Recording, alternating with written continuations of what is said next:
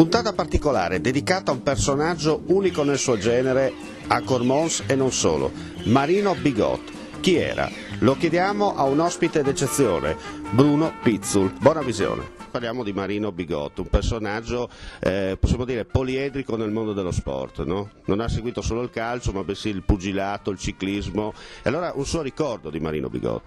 Marino è stato un personaggio che ha lasciato una traccia profonda, no? Nella vita cormonese e nello sport cormonese. Come hai detto giustamente tu, si interessava di calcio, lui è stato il fondatore della sezione arbitri di Cormons, no? Che ha avuto contemporaneamente due arbitri internazionali, no? Un paese come Cormons di 7-8 mila abitanti che abbia due arbitri internazionali di calcio è qualcosa di incredibile, no? Toselli e Barbaresco. Ma poi Marino era il punto di riferimento, direi anche mediatico, per usare una parola che allora non si usava, perché io ricordo che quando c'erano il Tour o il Giro d'Italia, lui esponeva ogni giorno, al fuori del bar Sport, che era il suo bar, un tabellone con l'ordine di arrivo della tappa, la classifica generale, la maglia a punti e via dicendo, ed era un punto di riferimento per tutti. Lui era stato un grande tifoso di Fausto Coppi, fra l'altro, no? Ricordo però che una volta venne a Cormons anche Bartali e trattò bene anche Bartali, insomma non è che fosse così categorico, no? E comunque Marino poi ha fatto tantissimo anche perché è stato un grande educatore, oltre che a essere un appassionato sportivo e competente. La scuola arbitri cormonese continua ancora ad andare avanti, ovviamente non è che si possa pretendere di poter avere sempre degli arbitri che finiscono in Serie A o addirittura internazionali, però quello è un seme che ha lasciato dei buoni frutti. E ogni anno giustamente a Cormons c'è il momento del torneo estivo che è molto sentito, che è intitolato alle memorie appunto di Marino Bigot, e che grazie anche all'interessamento dei suoi due figli, no? Gigi e Ennio, e di tutti coloro che insomma hanno apprezzato e ha voluto bene a Marino Bigot, portano avanti questa tradizione. Una curiosità, quando lei commentava le partite di calcio e il direttore di gara era un cormonese, qual era il suo metro di giudizio? Pro o super partes? Ma direi che non c'è stato nessun tipo di rapporto particolare, perché anche se insomma tu conosci le persone, addirittura sei cresciuto assieme a loro, poi nel momento in cui ciascuno è chiamato a operare nel proprio ambito d'azione, no, si va avanti così, perché altrimenti no, è la stessa cosa. Pensa Barbaresco e Toselli che facevano gli arbitri in Serie A in un periodo in cui c'erano tantissimi giocatori, non dico friulani, ma proprio del circondario isontino, no? E li conoscevano tutti, no? E allora ogni tanto, sai, c'era magari qualche battuta, qualche chiacchiera, però ognuno andava avanti. Non ho mai avuto nessun tipo di peso o di preoccupazione di questo tipo. E il buon Marino le ha mai fatto qualche correzione in corso d'opera, magari dopo una moviola alla domenica sportiva? No, per l'amor di Dio, mai. Anzi, lui è stato estremamente corretto, è sempre stato ovviamente molto molto vicino e attento all'operato dei suoi protetti, tra virgolette. No, però non si è mai permesso né di fare una pressione né di fare un giudizio critico, le solite chiacchierate tra amici quando ci si ritrovava, ma nulla che avesse il sapore, non dico di raccomandazione, ma di qualcosa che era meglio evitare, no? Grandissima correttezza. Cosa dobbiamo aggiungere ancora su Marino Bigot?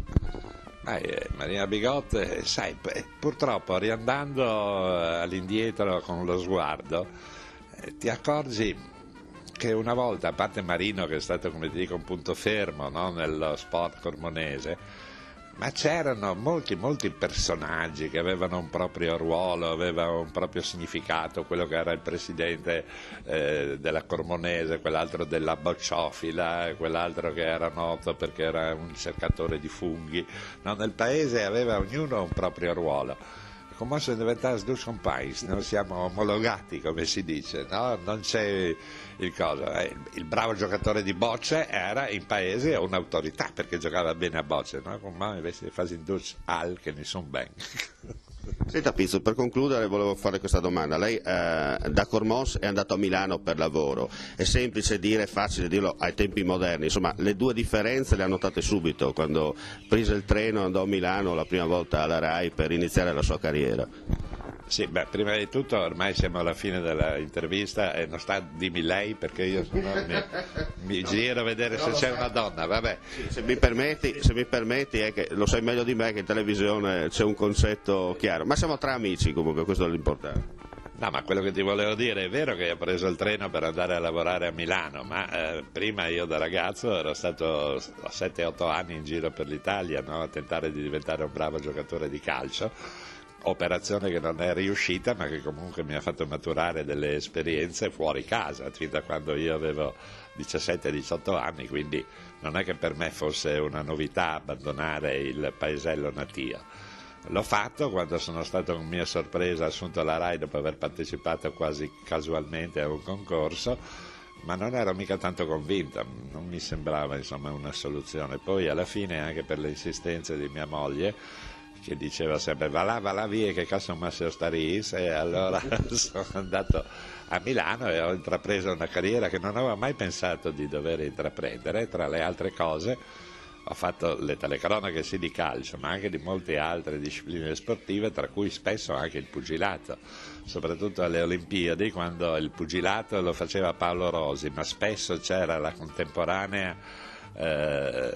contemporaneità tra atletica leggera e pugilato. Lui faceva anche l'atletica leggera, allora facevo io il pugilato quando non c'era lui, anche con Nino Benvenuti per esempio, che è stato ripetutamente ospite qui a Cormons, amico anche di Marino Bigotto e via dicendo.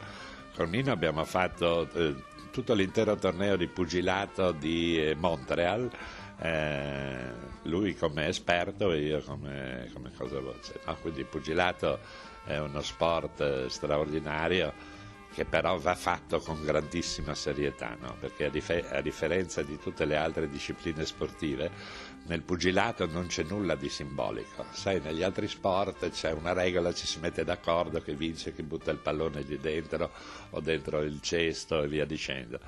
Nel pugilato invece non c'è nulla di simbolico, c'è veramente la punizione fisica per chi perde, no? E allora bisogna fare in modo che chi sale sul ring sia nella pienezza dei propri mezzi, della propria forma e via dicendo, perché altrimenti diventa qualcosa che può essere anche pericoloso. Se fatto nella giusta maniera, invece, a giusta ragione viene definito già da sempre la cosiddetta noble art, però deve essere fatta con tutti i criteri e con tutte le salvaguardie anche per quella che è la salute e l'integrità fisica dei contendenti. Grazie per l'ascolto, non resta che augurarvi un buon 2013.